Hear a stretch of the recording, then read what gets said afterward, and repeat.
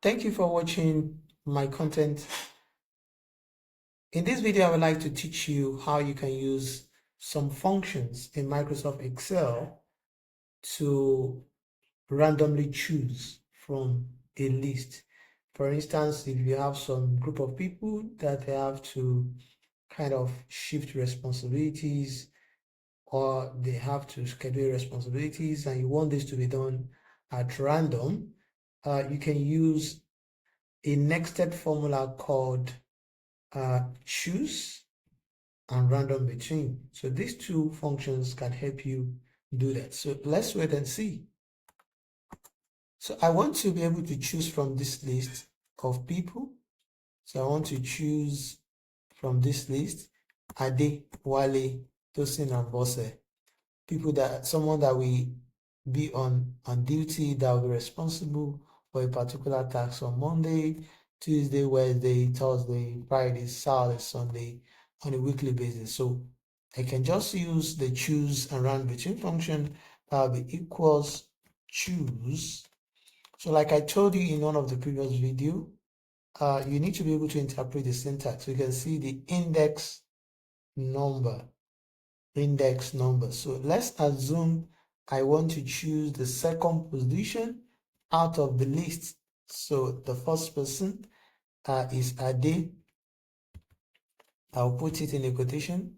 The second person is Wale. I'll put it in a quotation because that's a string. And the third person is Tosin. While the next person there is Bosse.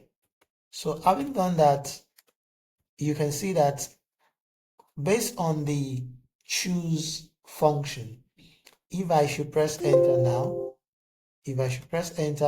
it's going to choose the second person for me, which is Wale. You can see that because that's number 2 on the list. Ade is number 1. If I change this one to 1 now, you can notice that it will change to Ade. So if I change this to 3, it's going to change to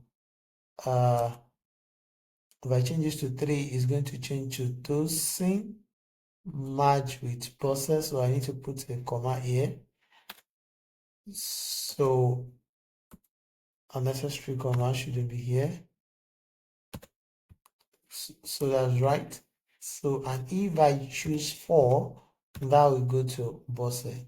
So instead of now using this index number as a specific numbers, so I'll just choose, I'll use random between. So my random between function, we now have the start, which is from number 1 to 4.